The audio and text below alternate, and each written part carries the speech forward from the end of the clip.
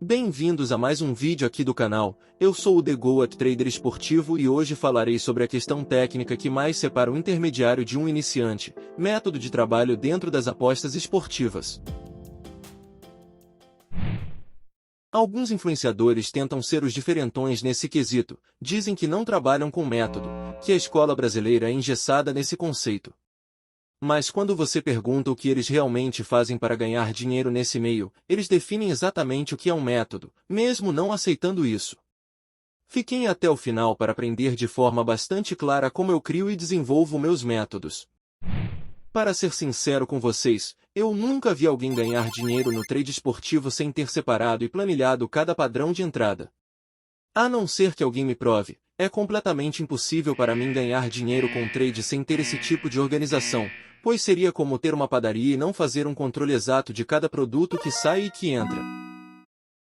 Por exemplo, imaginem o quão difícil seria você ter 50 produtos sendo vendidos sem nenhum tipo de acompanhamento. Você jamais saberia que produto poderia estar te dando prejuízo, seja por estragar antes de ser vendido ou por demorar muito para ser vendido. Além disso, você jamais teria confiança para fazer uma gestão eficiente, como investir em mais quantidade do seu produto mais lucrativo e menos nos produtos que está inovando ou que estão te dando prejuízo. Da mesma forma é com o trade, o problema é que muita gente complica demais esse termo. Eu não sei se em algum momento da vida escolar de vocês se depararam com o termo método científico. Se sim, vocês conseguem me dizer quais são as principais etapas da criação de um método científico?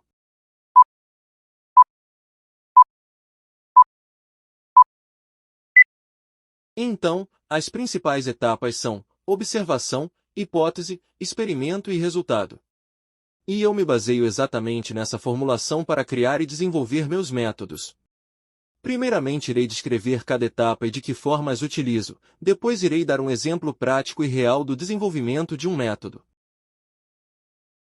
Observação. Como o próprio nome sugere, eu observo o mercado e o jogo. Essa é a etapa que leva mais tempo sem necessariamente operar, pois eu busco estar o máximo de tempo possível apenas acompanhando jogos e mercados, vendo as situações se repetirem. Nesse momento vale de tudo, a ideia é estar com uma vista 360 para todas as variáveis possíveis, observar como o mercado se comporta em determinadas faixas de odd, como o tempo de jogo afeta a mobilidade ou estabilidade das odds no mercado, até que ponto o placar influencia na motivação dos jogadores.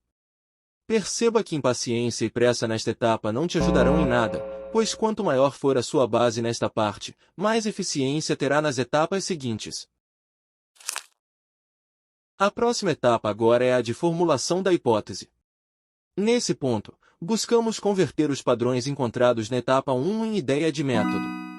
Até porque, se pararmos para pensar, não adianta nada encontrar um padrão de jogo e método extremamente confiável se não for possível realizar nenhuma operação que se beneficie disso. Assim, nesta fase você deve cogitar a operação que irá fazer, caso os padrões encontrados apareçam. E isso tem que ter alguma lógica envolvida. Sei que a experiência vai contar muito aqui, mas desenvolver sua capacidade lógica para definir que uma ideia tem potencial de ser lucrativa no longo prazo irá te poupar bastante tempo. Perceba que essa parte é muito dependente da primeira. A chance de você falhar já na ideia do método se não tiver feito o dever de casa na primeira parte é extremamente alta. Assim chegamos à etapa de experimentos. Se quiserem ter uma carreira dentro do trade esportivo, essa é a parte que vocês mais devem se acostumar a realizar. A partir do momento que você começa a desenvolver seu primeiro método, você nunca mais deve deixar de realizar análises e melhorias. Por isso, é extremamente essencial que você use uma planilha de operações, isso é inegociável. Não é certeza que você atinja a consistência se trabalhar com um controle de operações, porém, é certeza que perderá dinheiro no longo prazo se não trabalhar planilhando suas operações. Aí você pode perguntar, o que deve ter nessa planilha para se ter um controle de operações profissional dentro do trade esportivo? A resposta para essa pergunta é, toda variável que te permita analisar e melhorar o andamento do seu método. Como exemplo, eu posso falar que sua planilha deve te possibilitar analisar cada método separadamente. O desempenho de cada método em campeonatos diferentes. Meses em que cada método funciona melhor, afinal o desempenho dos times nas diferentes fases da temporada mudam. Gols a favor e contra em cada método. Esses são os essenciais para mim, ainda podem ter outros que você considere relevante, é como eu disse anteriormente, vale de tudo no aperfeiçoamento do seu método. Depois de ter uma planilha com o básico de controle profissional, entra a fase de testes. Nessa parte você irá começar a colocar seu método em prática, definindo critérios que podem ser úteis para a eficiência de sua estratégia. De novo, aqui vale de tudo, seja análise pré-live, critério de mercado ou critério de leitura de jogo. O importante é que, conforme os meses planilhando e operando passem, no final os seus ajustes devem aproximar seu método da perfeição. Nessa etapa, desenvolver o seu feeling também pode te ajudar a poupar tempo, já que para passar por todas as variâncias possíveis dentro dos métodos leva no mínimo uns 3 meses. Preste bastante atenção, esses desenvolvimentos de feeling, que digo, não tem nada a ver com impaciência, até porque o único lugar para o qual isso pode te mover é o fracasso. Esses feelings têm muito mais a ver com experiência, ou seja, conseguir com base na lógica eliminar as possibilidades mais improváveis. Agora é a parte do resultado, que também podemos chamar de conclusão. Nessa parte, colhemos os resultados dos testes realizados na etapa anterior e chegamos a uma conclusão. E aqui está um dos maiores motivos para alguém que é lucrativo consistentemente continuar sendo. Muitos devem pensar que se atingirmos um resultado positivo no final, teremos um método desenvolvido para a vida inteira. E é aqui que vocês se enganam, assim como no método científico, um método no trade esportivo deve ser encarado como um processo cíclico, repetindo o caminho do final para a base sempre. Isso não quer dizer que devemos estar mudando um método sempre, porém você deve deixá-lo sempre em observação. Pois, dessa forma, sempre que surgir uma possível melhoria ou alteração de mercado, você estará preparado para adaptá-lo, seguindo as mesmas etapas que nos levaram até aqui. Beleza, Goat, só falamos de uma conclusão boa, mas e se tendo feito todos esses passos, ainda assim o método estar negativo? Nesse caso, só nos restam 2 caminhos. O primeiro é acreditar que a hipótese ainda tem potencial e voltar para a fase de testes, onde, depois de analisar os resultados, ajustamos os critérios para a melhoria do método.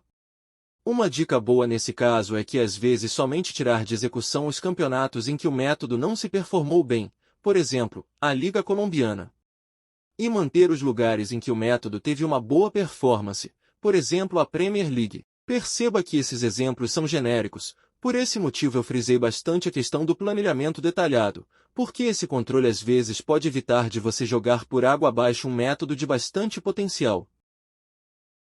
E se eu não acreditar mais no potencial do método? Eu sei que esse ponto pode ser bastante desanimador para a imensa maioria das pessoas. Porém, falando como um profissional da área há anos, ter concluído esse processo até aqui é motivo de imenso orgulho, principalmente se tiver sido feito com a responsabilidade de usar apenas o dinheiro que pode perder. Acreditem, pelo menos 95% das pessoas não conseguem fazer esse trabalho até aqui.